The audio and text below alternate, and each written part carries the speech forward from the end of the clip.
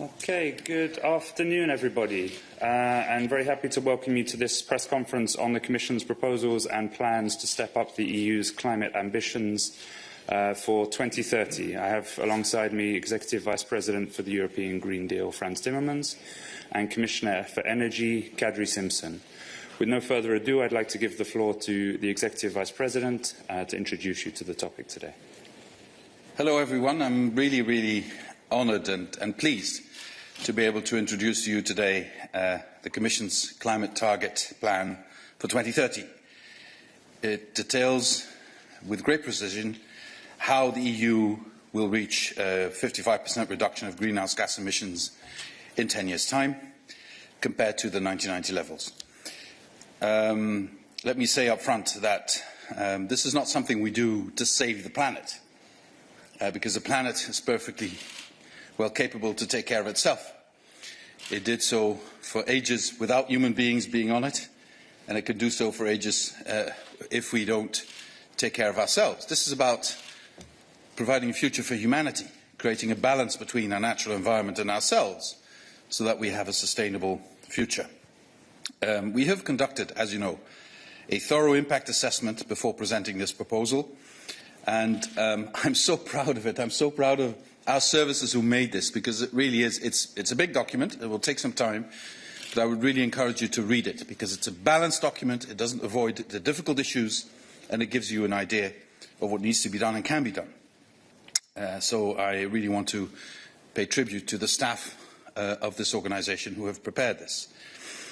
Under Kadri's guidance, we have also adopted today a first analysis of the national energy and climate plans which were submitted to us by the Member States. This is really a crucial moment. Over the next years, we will spend an enormous amount to rebuild our economies in response to this terrible pandemic and the economic consequences of the pandemic. At the same time, we need to continue our fight against climate change and steer our societies through an industrial revolution. All this is happening at the same time. By the way, we're also faced with a very serious biodiversity crisis. If we get this right,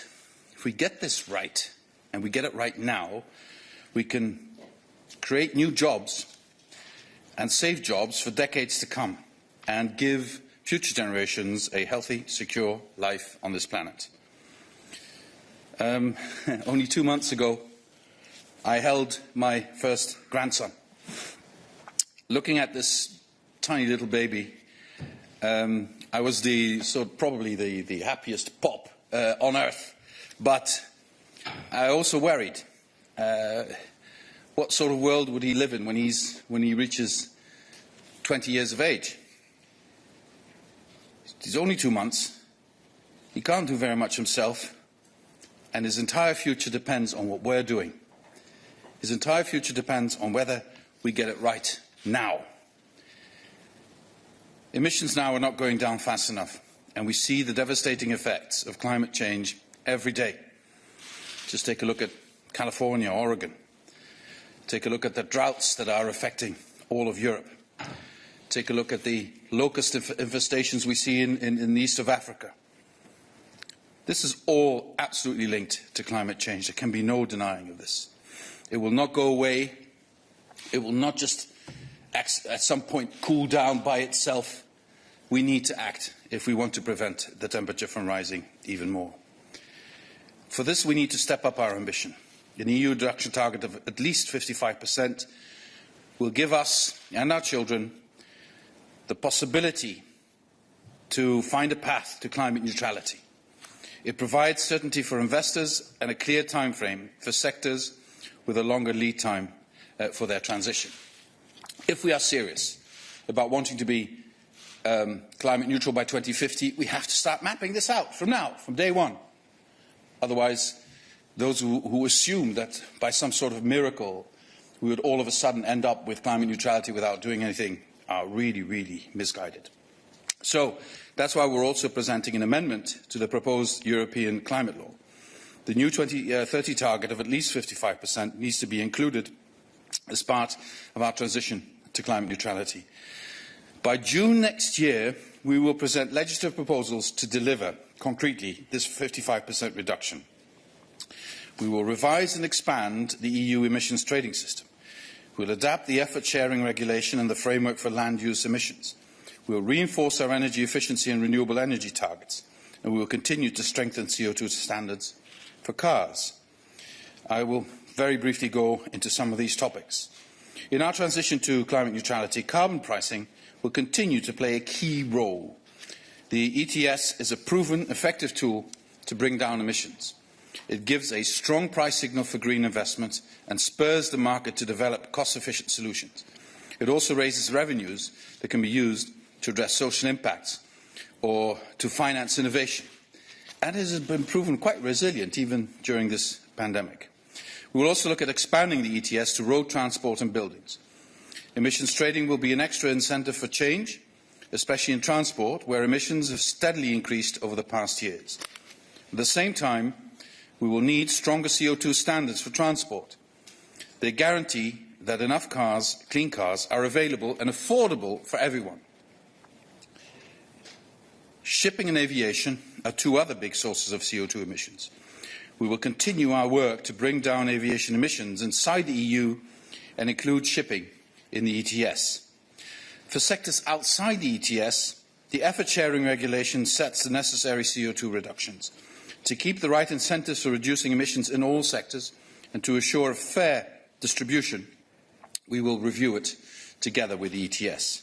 Finally, the land use, land change and forestry sector needs to step up too. It absorbs CO2, but our land sink has been shrinking. To reach climate neutrality and preserve biodiversity, the sink has to grow back to previous levels, and we really have to take care of our forests. It's not enough just to say we will plant 3 billion trees. We need to make sure our forests stay healthy, and this is going to be a momentous task. This is how we'll deliver our target. I know it's ambitious, but we plan to achieve the same reductions in this decade as we have over the past 25 years. I'm confident this can be done. We have the policies, we have the commitment, we have the funds to support it. But fairness is key. Our ambitions should help, not hurt, the most vulnerable in society. This transition will be just, or there will be no transition. We have to act in time so we can still manage the transition. That is why it is important that we start now. No time to waste. The world's eyes are upon us. Every signatory to the Paris Agreement needs to update its national determined contribution this year. Our first target was an important benchmark. We can again set the bar for the rest of the world to follow. Only this morning, Secretary-General Guterres made a very strong plea to the European Union to stick to this and to show also on a national level that we can do this. Let's make this a race to the top so that everybody wins. Kadri, over to you, so you can go into the energy-related aspects of today's package. Thank you, Frans. To match the challenges of the century, we need both long-term vision and immediate action. And we cannot wait until 2050 is at the doorstep to act on climate neutrality, as if we are cramming for an exam at last moment. And we cannot leave the responsibility and consequences of climate change to the next generations. So the climate target plan we present today is not just a plan to cut emissions faster and cheaper. It is also a plan for transforming the way we produce, consume and transport energy across all sectors of our economy. The energy sector has a key role to play in achieving the 55% reduction in greenhouse gases, as it is accounting for 75% of EU emissions. And by 2030, electrification needs to reach 30%. The rate of building renovation has to double. The share of renewables in transport needs to reach around 24%. And oil consumption has to go down by almost a third, and gas consumption by a quarter. So we know that each of these mean massive change, but our careful assessment shows that it is doable. Europe's power generation sector is already the most decarbonised in the world, and now we need to focus on transforming all sectors, transport and buildings in particular. and more than a third of emissions come from buildings, especially their heating and cooling, and there is a huge potential in improving the energy efficiency of houses. So this is why in less than a month the Commission will come out with a renovation wave initiative. In the transport sector, we need to tackle every angle, strengthening the CO2 standards for vehicles, making clean fuels such as hydrogen more accessible, investing heavily in infrastructure and deploying smart traffic management system. And my good colleague Karmenu Vella is working on the sustainable and smart mobility strategy that will cover all these strands of work. And together with the climate target plan, the College adopted the assessment of the national energy and climate plans today. So I want to thank all the Member States for their efforts over 2 years. Each of them now has a forward-looking blueprint for clean energy transformation and investment. And our assessment of those plans shows that, based on existing policies, we will overachieve our current 2030 greenhouse gas reduction target of at least 40%. The picture is especially encouraging when we look at renewables. We are global technological leaders, and the price of renewable energy in Europe is steadily falling. The NSCP assessment projects that we are on track to produce more than 33% of our energy from renewable sources with existing policies. So this is beyond the current 2030 target of at least 32%. And we are going to build on that success and also the market momentum by coming out with the offshore energy strategy later this year. The EU is also moving away from coal.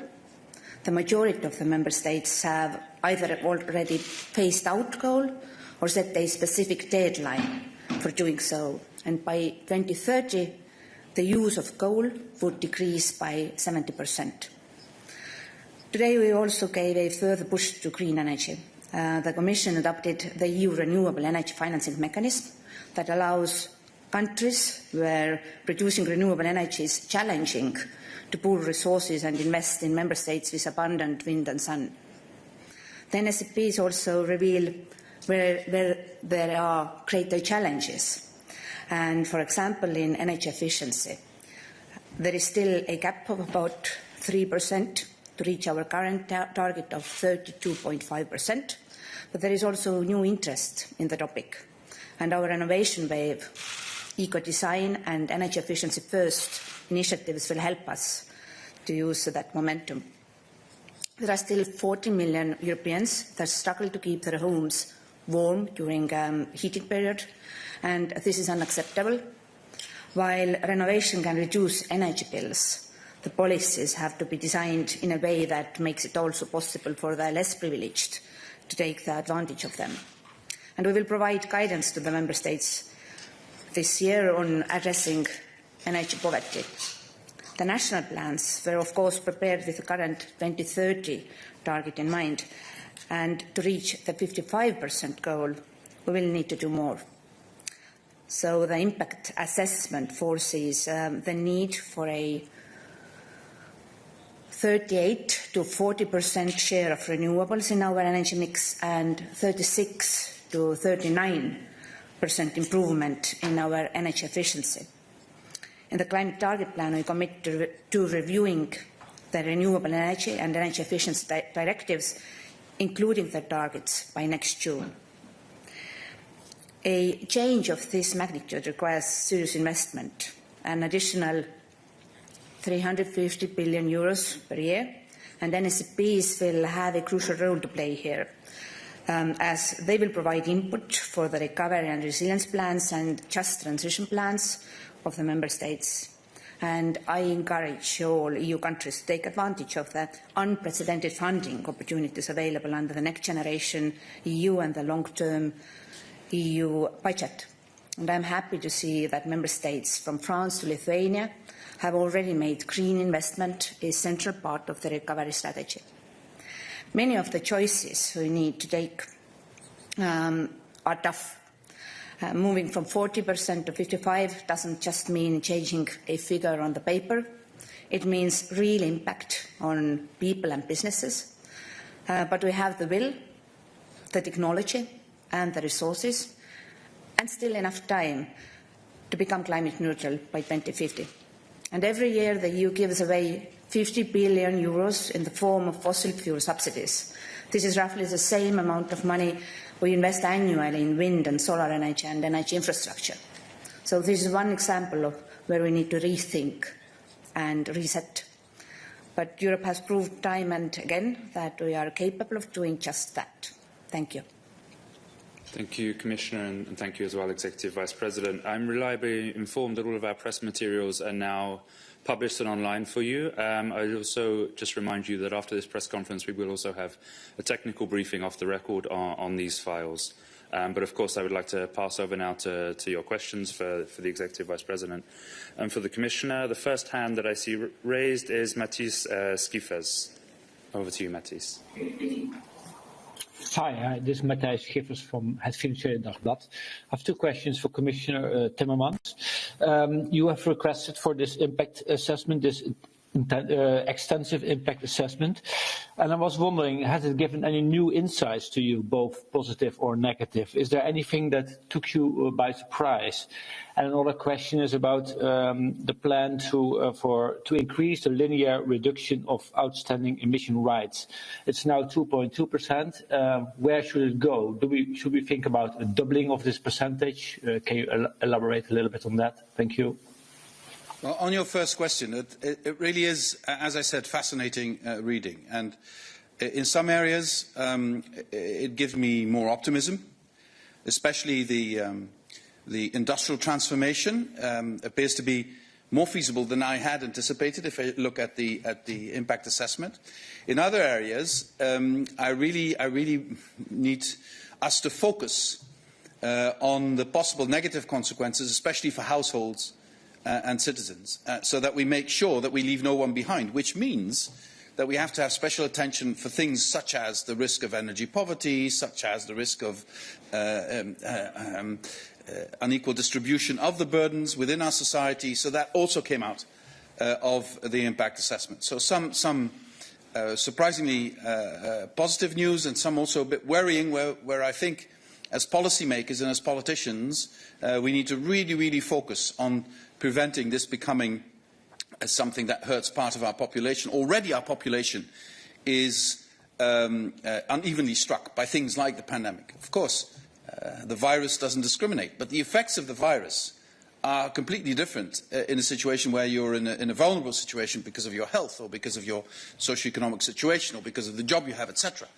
And this applies to tackling the climate crisis as well. So I think this is something I would also draw your attention to when you read the impact assessment, that puts the finger on that and that gives us an opportunity also to address it and to avoid those problems. On your second question, I don't think we're ready to answer that yet. We still need to study it, so I can't give you a percentage. Okay. I will take the next question, another Dutch question. Sander van Hoorn, please.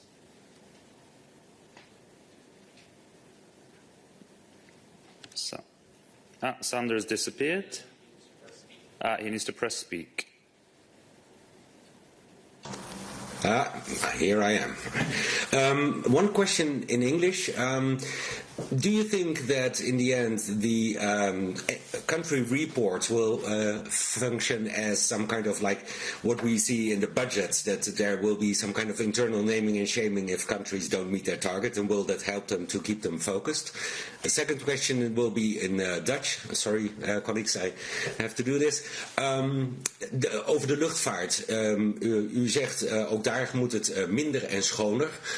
Hoe ziet de luchtvaart er in 2030 uit? En wat je nu landen ziet doen is eigenlijk de status quo bevriezen. Zouden lidstaten daar niet nu al op kunnen voorsorteren op hoe die luchtvaart moet veranderen? Dank u. Katri will take the first question. Commissioner, do you want to answer the first question? Yes, if I can comment the national energy and climate plans. As you know, well, the targets, both on energy efficiency and renewables, are unique for each and every member state because the starting positions are different and the energy mix that member states are using are different ones too. This is a right of each and every member state to decide what kind of energy mix they do use. If we are talking about overachievers or those who are lagging behind, then we're comparing them with their own plans, with their draft plans, and after the thorough negotiations, many member states raised their targets already last year before they provided us their final plans. Those NCPs are giving us a unique tool because now we know what the member states are planning to do on renewable side. This also helps them to prepare their recovery and resilience plans. So, yes, we are monitoring closely that everything that was promised will be fulfilled, but no naming and shaming, but we will take each and every member state as they are with their unique energy mix. Over de luchtvaart. Er zijn een aantal uitdagingen die bij elkaar komen. Je hebt in de eerste plaats uiteraard de klimaatcrisis waar we het over hebben. Je hebt de gevolgen van COVID. Zoals we weten heeft die een enorme impact op onze economie. Je hebt wereldwijde veranderingen in de economische verhoudingen en politieke verhoudingen. Je zit midden in een industriële revolutie. Dus alles bij elkaar zijn er heel veel sectoren van onze economie die geherstructureerd moeten worden. En de luchtvaart is daar zeker één van. En ik zou hopen dat men bij die herstructurering een paar dingen meeneemt. In de eerste plaats, je kan verwachten dat het gedragspatroon van onze burgers verandert ten aanzien van reizen. Er zal anders tegenaan worden gekeken en andere overwegingen worden gemaakt. In de tweede plaats zal je toch die industrie moeten helpen om te verduurzamen. Dat kan door bijvoorbeeld bij het geven van nationale steun ook eisen te stellen ten aanzien van de verduurzaming. Ik geef een paar voorbeelden. Je kan luchtvaartmaatschappijen vragen om hele korte afstand vluchten te schrappen. Vluchten die makkelijk met de trein kunnen worden vervangen. Je kan ook vragen dat ze veel meer investeren in het ontwikkelen van brandstoffen die niet vervuilen. Dus synthetische brandstoffen, biofuels, dus natuurlijke brandstoffen die niet tot extra belasting voor het milieu leiden. Je kan ze ook vragen om hun vloot energiezuiniger te maken en daaraan aan te passen. Ik denk dat die herstructurering zal moeten gebeuren. Niets blijft zoals het was. Dat moeten we ons goed realiseren. We zullen een gezonde luchtvaart nodig houden. Dat is heel belangrijk voor allerlei ontwikkelingen. Maar die luchtvaart moet dan wel duurzaam worden. Die moet dan wel ook klimaatneutraal worden op termijn. We kunnen dat ook nog stimuleren door het meer onder ETS te brengen. Door ook daarboven meer internationale afspraken te maken. Maar we moeten ons realiseren dat dit een van die onderdelen van onze economie is die echt aan een herstructurering toe is. En als dat zo is, in hemelsnaam, herstel dan niet het oude dat geen toekomst heeft. Bouw dan meteen het nieuwe dat ook een toekomst zal hebben. Okay, thank you. The next hand that I had raised is David Carretta. David. Oui, merci David Carretta, Radio Radicale, Radio Italienne. Deux questions. Une c'est comment dire, assez politique, mais l'impact du coronavirus économique, on ne le connaît pas encore, mais ça va être assez dévastant et ça va se faire sentir dans les prochains mois et probablement années. En même temps, l'ambition climatique, ça va coûter. Et ça va coûter aux citoyens qui vont devoir payer plus pour leurs produits, etc. Et plus d'impôts pour financer la transition. Est-ce que vous craignez pas qu'à un certain moment, il y a un tilt, une situation intenable? C'est-à-dire, on l'a vu avec les gilets jaunes, une taxe sur le carburant qui a fait partir un mouvement de protestation sociale. Donc, est-ce que vous n'avez pas trop anticipé, comment dire, par rapport aux conséquences économiques du Covid? And the second question on the vote yesterday by the European Parliament on the Just Transition Fund, the Parliament asked to include gas projects in the financing of the Just Transition Fund. In certain cases, I know, but it's always gas. What do you think about it? Is it coherent with the target and all the philosophy of the Green Deal? Thank you. Moi, je répondrai à la première question, Kadri à la deuxième. You'll answer the second question. je crois que tout le monde a bien suivi ce qui s'est passé avec les Gilets jaunes en France et avec autres mouvements comparables dans d'autres États membres. C'est pour ça que j'ai aussi indiqué que dans l'étude d'impact, les risques sociaux sont bien mentionnés et qu'il faut avoir une attention politique très très précise sur ces risques sociaux. Ce que nous ne pouvons pas faire, c'est de dire, étant donné qu'il y a des risques sociaux, on fera rien. Parce que j'en suis profondément convaincu. Si on ne fait rien, ceux qui paieront le prix le plus élevé, ce sont les plus pauvres dans notre société. Les plus vulnérables de notre société paieront énormément quand on ne fait rien du tout. On voit déjà ce qui se passe dans le monde, partout. J'ai évoqué la Californie, je pourrais aussi évoquer la sécheresse en France ou en Italie. 1 degré, voilà déjà les faits. Qu'est-ce qui se passe quand on a 2 degrés, 3 degrés? Et qui sera vulnérable? Les riches trouveront toujours une manière pour échapper aux conséquences. Les gens qui ne sont pas riches n'ont pas cette possibilité. Donc, il faut absolument éviter de créer une opposition fausse entre la nécessité de résoudre la crise climatique d'un côté et le risque social de l'autre côté. Il n'y a pas d'opposition, les deux sujets sont complètement liés et c'est à nous de montrer qu'en présentant nos propositions, en appliquant nos propositions, personne ne sera laissé en arrière, personne sera mise dans une position trop vulnérable. C'est quand même la leçon que tout le monde a appris après les Gilets jaunes. Merci. Commissioner. Yes, I can only agree with France that this is very important that we need public support to our ambitious plan to become climate neutral. Without public support and acceptance, it is impossible to achieve. At the same time, the green transition doesn't mean necessarily a higher price for end consumers. For example, a renovation wave will bring comfortable temperatures and better living conditions with lower bills, because after renovating badly insulated buildings, you consume less energy. Moving towards more electrification means also that we will use our own electricity.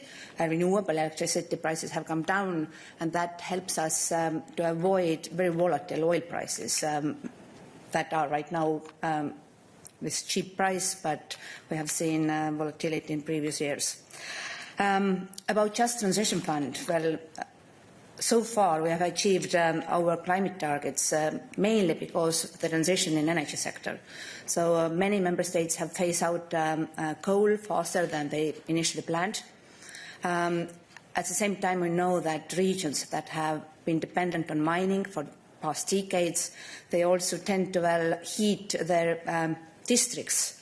The district heating is coming from excess heat of power plants.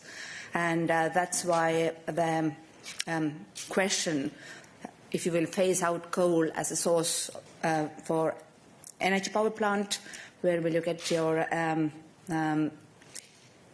district heating? Then this is a topic where we should really negotiate with European Parliament and regions how we can help renovating district heating systems, and if the natural gas or later on decarbonized gas is the most feasible option, or, for example, using also partly solid biomass can produce the same benefits. Thank you. Thank you, Commissioner. Next hand raised is Carolina from the Süddeutsche Zeitung. Thank you, Commissioners. I have a question for Mr. Timmermans. In the recent days, there has been a debate on whether or not to include sinks in the determination of how much emissions are actually reduced, because they were not counted in the old target, so to say, and critics fear to include them now will dilute the goals. Could you please comment on that? Thank you. Our goal is to get to -55 by 2030, which will smooth the path to climate neutrality by 2050. And of course we include in that, on the basis also of the most recent findings of UNFCCC, carbon sink.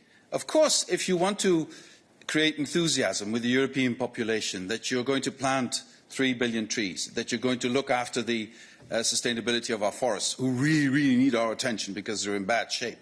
If you do all of that, the compensation for that effort is going to be carbon sink, and that is a positive effect on attaining our targets. The target is what counts. We use every method to get there.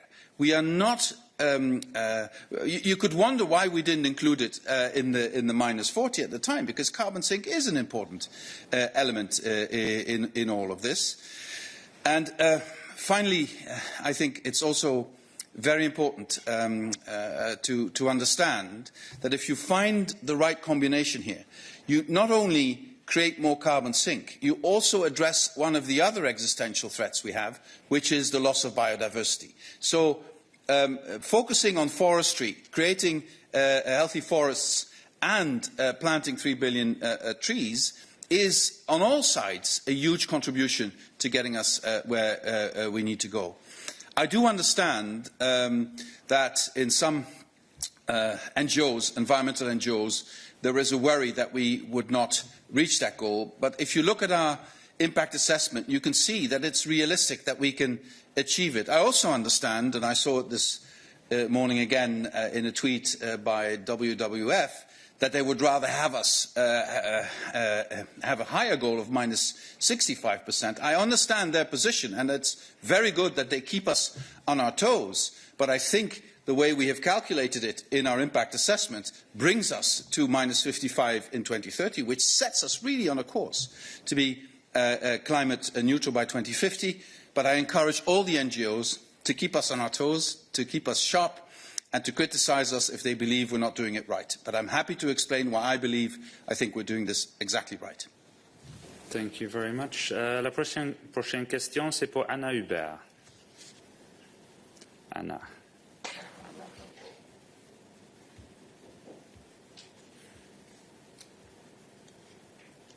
Anna, appuyez sur Speak. Ah, vous n'avez pas de microphone connecté, Anna. So I'm going to pass on next question and we'll come back to you in a moment.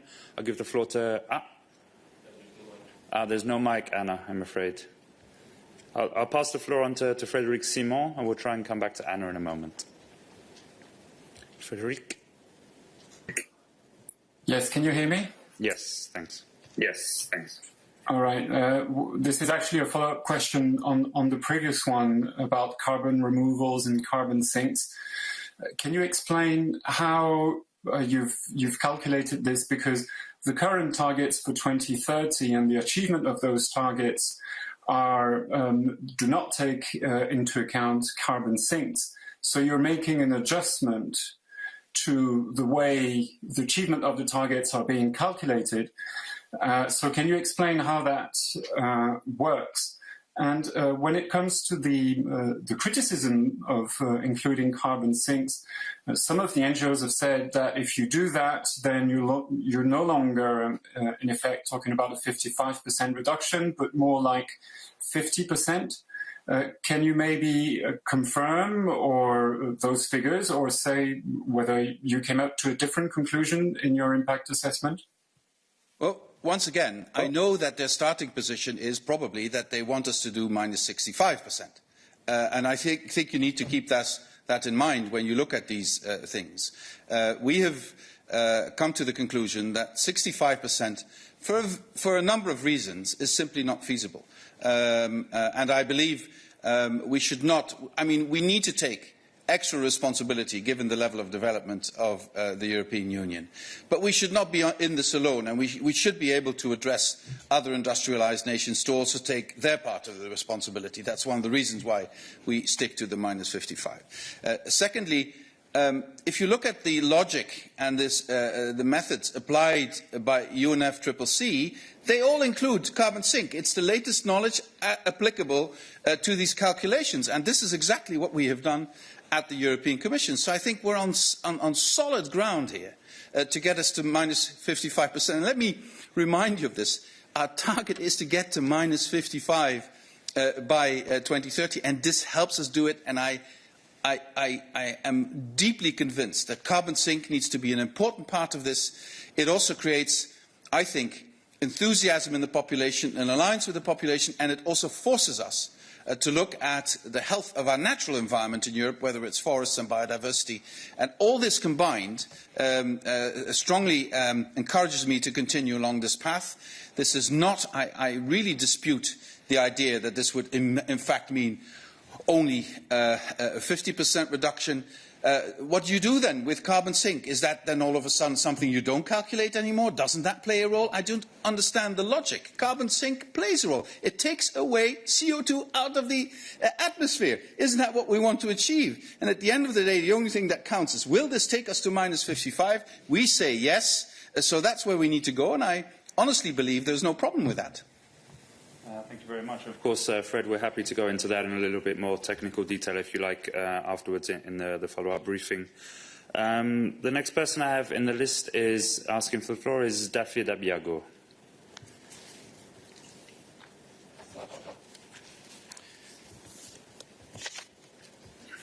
Press speak, David.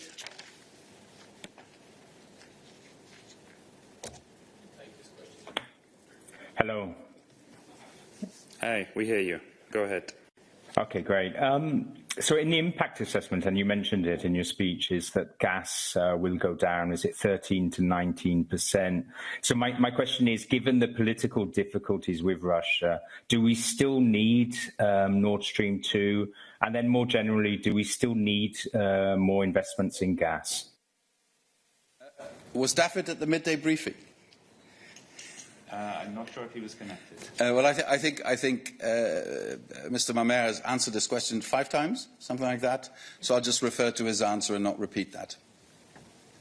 Okay, very good. The next person I had with a hand raised was Thomas Friedrich.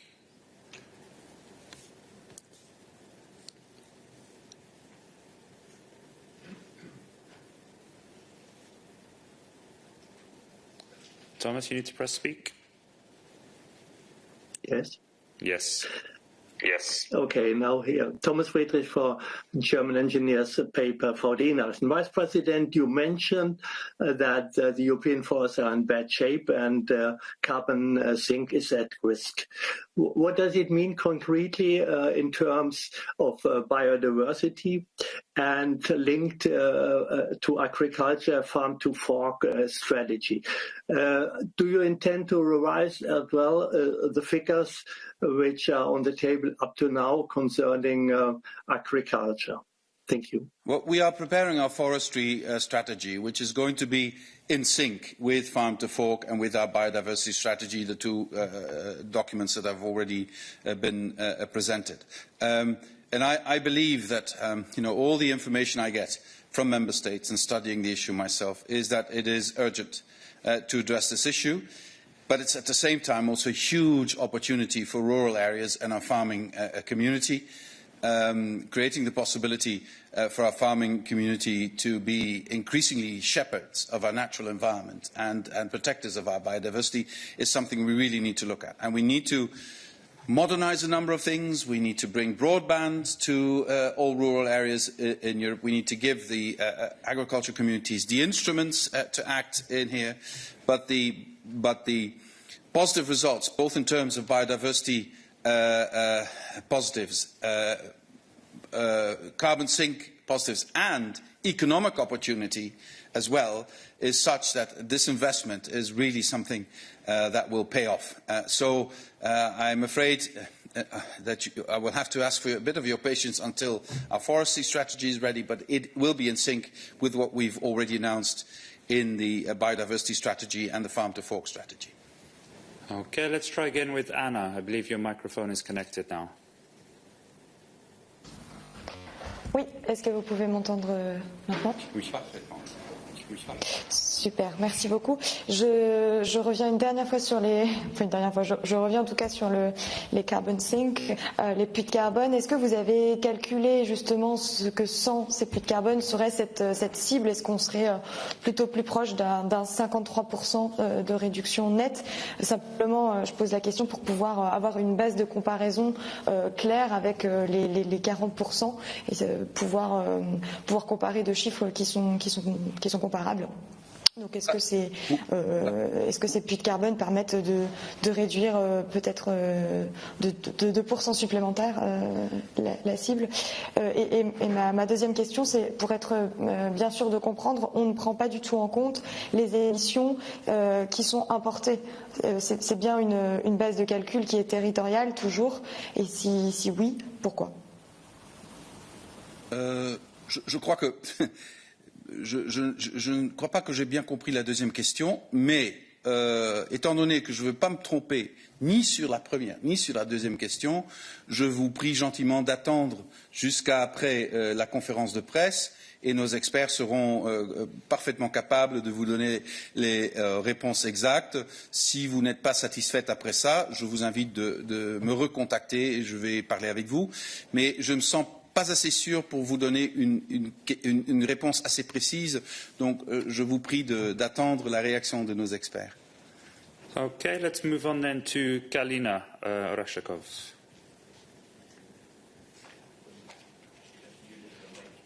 Kalina, you've muted yourself. You've done too many conference calls. She's not the only one.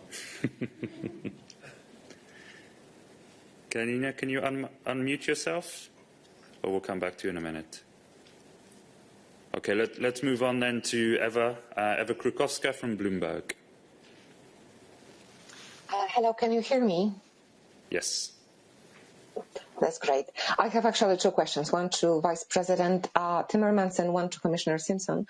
To Vice President Timmermans, I had a very quick look at the impact assessment, and basically it shows that the pace of emission reductions in the ETS sectors would be much faster under the new 2030 goal than in sectors outside the market.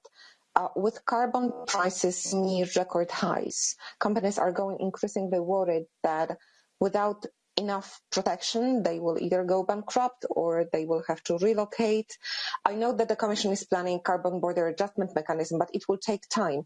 What would be your message to companies that are overly worried or just concerned about carbon prices and future increases? And to Commissioner Simpson, something that is linked to the renovation wave that you are planning and what President von der Leyen said yesterday. She signaled that Europe should consider setting up a European Bauhaus.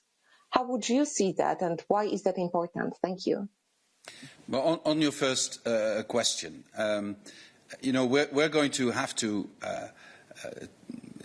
increase the functioning of the ETS. It is a big success. Come on, I'm really surprised. I thought it would take a much bigger hit in the COVID period, but it didn't. It was really resilient, and it came out even stronger. And so we need to make sure we enlarge that. We need to make sure we bring new sectors in. We need to make sure that we reduce free allowances, but we can only do that if we create a level playing field also on a global scale. And for that, we need a carbon border adjustment mechanism, as also President von der Leyen said very clearly in the State of the Union yesterday. And we're working very hard on that. Why are we working so hard on that? Because it has to be very, very precise. This has to be laser precise, because if you get it wrong and you apply it to sectors that don't need it or the wrong sectors, you create unnecessary turmoil, also internationally. You have to make sure that you're surgical in assessing which sectors in Europe are unduly affected by the fact that other parts of the world do not take steps to comply with the Paris agreements. And on that, you will have to introduce carbon border adjustment. Let me also state very clearly that both in the ETS and non-ETS sectors, an overwhelming majority of companies are urging us to continue along these lines and to work towards climate neutrality. What they're asking of us is predictability and a certainty over a long period of time. And that's what we need to offer. And I believe ETS is a perfect instrument for that. Also, in light of the fact that ETS is becoming a global phenomenon, China is going to introduce its ETS systems, and you see it in other parts of the world happening everywhere. And, in this new environment we're in, we used to only price in other factors, capital and labour. We need to price in carbon as a factor in the way our society functions and our economy works. And ETS is the best way to do this, also on a global scale. So I'm really, really enthusiastic about this, and I think we can really move forward quite fast, and I believe this is to the benefit of European industry. Of course, in certain areas of the industry, this will be quite a heavy burden because they know they need to invest. But they need to invest anyway, and they need to restructure anyway. And I don't believe there is a future in Europe for grey steel, but there is an incredible future in Europe for green steel. And the faster we can get there, and ETS is an important instrument in that. Carbon border adjustment is an important instrument in that. Steel made by hydrogen. I mean, then Europe has a big winner that will have global impacts. These are the things we need to do, and I'm more than willing to address certain specific issues with parts of the industry. My colleagues and I, we did deep dives in most parts of the European industry. We know there's a huge need for restructuring everywhere and for investment. We stand ready to be part of that, and we know that also that member states stand ready to do this, and you will see this also when the plans will be announced for the recovery coming, I think, before the 15th of October. Commissioner, on the renovation wave and the Bauhaus. Yes, well, we know that the cheapest energy is the energy that we don't use, and that's why energy efficiency first principle is still so valid. And right now, 40% of our emissions is coming from building sector, so mainly heating and cooling, and there are worse-performing buildings that have been built decades ago. At the same time, all across Europe, we have good examples that if you renovate, for example, multi-apartment buildings that were built in the 80s in the eastern part of Europe. Then after renovation, the heating costs are coming significantly down. So our initiative that we will present after 4 weeks will address those barriers that avoid us so far to reach the numbers that we aim for. So specifically, we would like to double the renovation rates all across Europe. And this is very important also in this angle that it creates jobs for the construction sector, and it also creates jobs for the industry that provides materials for construction. So at the same time, when we are going to renovate old building stock, hospitals, schools, kindergartens, and social housing will be our primary target. We know that all across Europe, still new buildings are built, and good architecture and good and energy-efficient design. This is a key if we want people to accept the embrace of change. So this was the message that let's create the style and architecture of our time, architecture that helps our cities to become greener and also reconnect us with nature.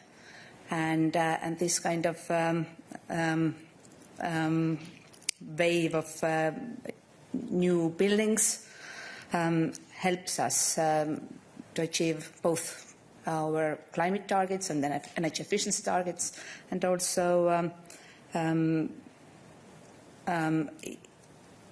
makes our environment more enjoyable. Thank you. Can I just add one thing on Bauhaus, because I'm a great fan of Bauhaus architecture. I like the reference because Bauhaus was not just about designing and building beautiful houses. It was also about democratizing the accessibility of livable environments. It was about creating affordable and still artistic furniture, housing, lighting, the organisation of urban areas. This was a huge democratisation movement and emancipation movement. So it was not just about designing beautiful buildings. It was about creating a natural habitat for everyone. Not just beautiful things for people who can afford it, but beautiful things for everyone, and bringing society to a higher level. That's why Bauhaus was such a beautiful initiative that will withstand the times, and that's also why all the autocrats coming to power in Europe in the 1920s and the 30s attacked Bauhaus and tried to make it disappear. So I think if you make a reference to Bauhaus, it also has a strong political connotation. That's why I liked it so much. Thank you. Let's try again and connect with Kalina from Politico. Can you hear me now? Yes. Yes. Perfect. Terribly sorry for that. I wish I could pretend that I should have known better. I'm just like incompetent on this issue. Anyway, to the Vice President, Mr. Timmermans, I was wondering on the question of expanding emissions trading. Have you changed your opinion on extending the system to road transport? Because I think only last week at a conference with Transport and Environment, you had said that you actually weren't convinced of the idea to cover cars in the ETS. And so I was just wondering if you could elaborate on your views and what might have changed it. And a second question to come back to the issue of forests. Has there been any calculations done on the potential risks of relying on forests, especially given forest fires? I mean, I do understand the reliance on sinks. However, with climate impacts becoming ever more frequent, forests themselves are becoming more vulnerable to going up in flames, which in itself could undermine EU climate goals. Thank you. On your first question, I've never made a secret of my scepticism in terms of bringing road transport under ETS. But since we are technologically neutral at the Commission, I am open to being convinced if the study would show that this is an efficient way of doing it. I think if you look over the past decades, what has been effective in terms of regulation is emissions. That has worked really well to bring emissions down, just to set standards for emissions.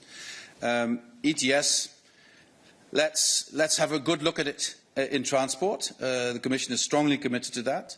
But I think I should be honest by saying that I'm personally rather sceptical, but I will also be very open if I can be convinced that this is something that could work. I also say this with a bit of a reference to my previous job in the Commission, which was about better regulation. We have to be careful that this is not something that creates huge administrative burdens if you want to implement it. And this is one of the paradoxes I see. Some of the people I see strongly advocating this are also the people who are strongly advocating the reduction of administrative burden. So we have to make sure we strike the right balance here. But I'm open to it, albeit being sceptical, and I think I should not make a secret of that. As far as carbon sink is concerned, well, there are, this is not something you can script like a script in a play or a movie. You will always have to react to external events, whether it's forest fires, whether it's certain global developments in the economy and industry. What we can do is to make an impact assessment on the basis of the best available information we have today, and that's what we've done, also in terms of a carbon sink. But, you can have forest fires, but you can also have certain developments in certain sectors of the industry, in the energy sector, etc., that would also have an impact on whether we could reach the minus 55. And then we will have to adapt. We will have to adapt. And that's why, clearly, the impact assessment is not written for the ages. It's a starting point. And whenever we make proposals in different sectors, we will have to do an impact assessment for that sector on the basis of the information we have then. But you cannot, this is not something you can script like a play or a movie. Thank you. We're getting to the point now where I'm going to have to start disappointing people because we only have a few minutes of the commissioners with us, and I see a lot of hands still raised. I'll go now to Olivier Leboussy. If Olivier can keep it short, I think we can take one more afterwards.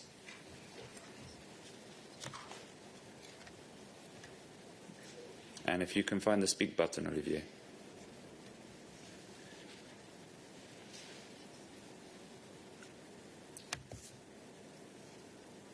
Olivier, we don't hear you. And I'm not quite sure why, so I'm going to move on in the interest of time. Sorry about that. I'm going to take Lorenzo Consoli now, please.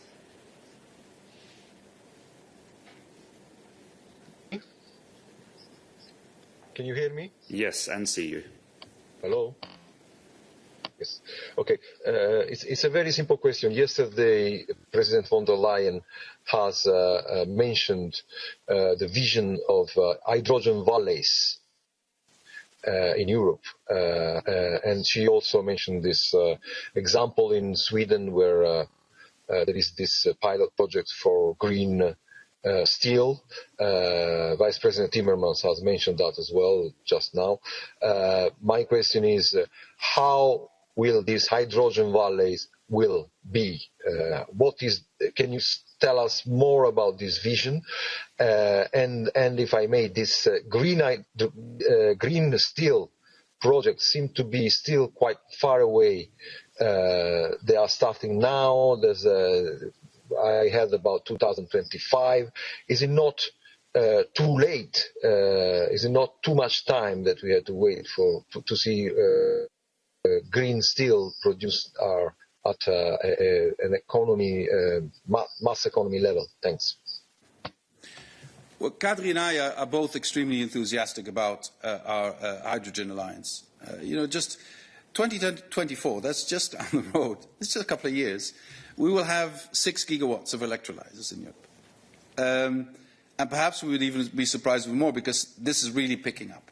This was something of a niche thing only a year ago. And now everywhere in Europe, this has been seen as one of the key elements of creating a sustainable energy source, of creating renewable energy storage, of using existing and adapting existing infrastructure for a carbon-neutral energy facility, etc.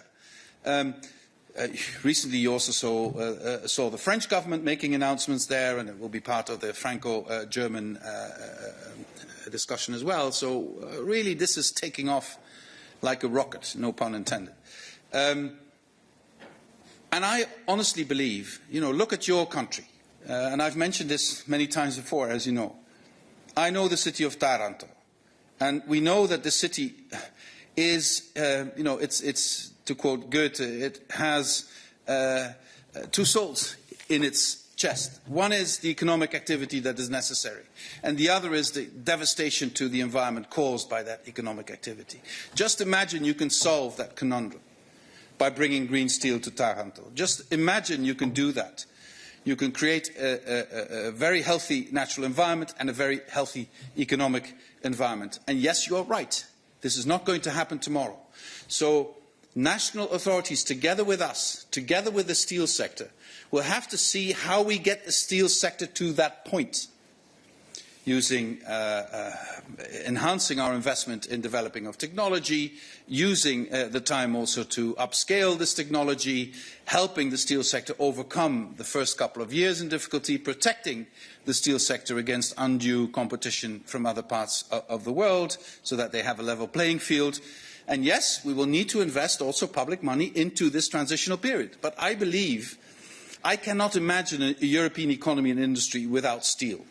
But I also don't believe that grey steel has much of a chance in Europe in the future. But green steel could be Europe's contribution to changing the steel fabric of the world's economy. Because once you get green steel going, everybody will want to have green steel. And if you're the first to do that, I'm sure you'll have huge economic benefits for that. And just imagine in your own country what this could do for Taranto.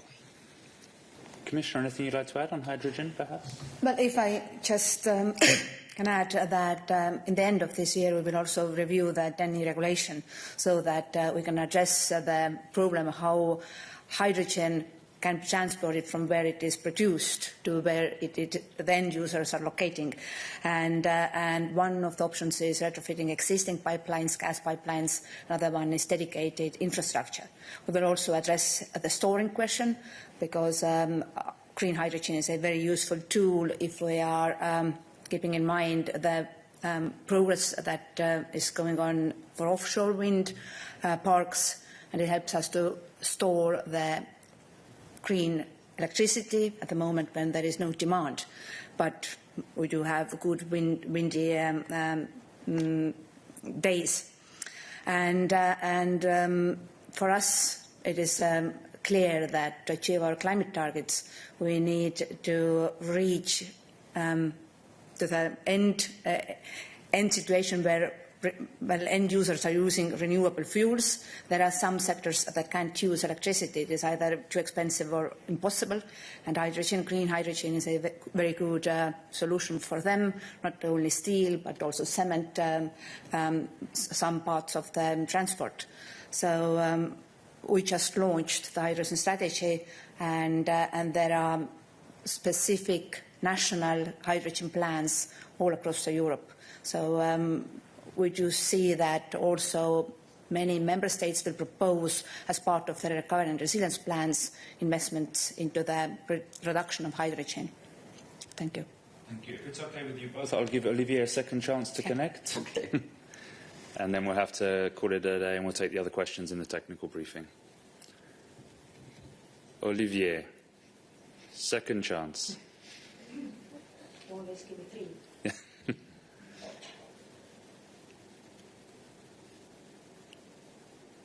It seems we're still struggling. We'll try for third time lucky in the technical briefing, Olivier. On that note, I'm going to call it to a close. I'm sorry to those who didn't get a chance to answer your question, to ask your questions directly to the Vice President and to the Commissioner. But as I say, we'll be back in a couple of minutes, if you just allow me to accompany them off the stage, and we'll start the technical briefing in a few minutes. Thank you very much, Executive Vice President. Thanks. Thank you, Commissioner. Thanks a lot.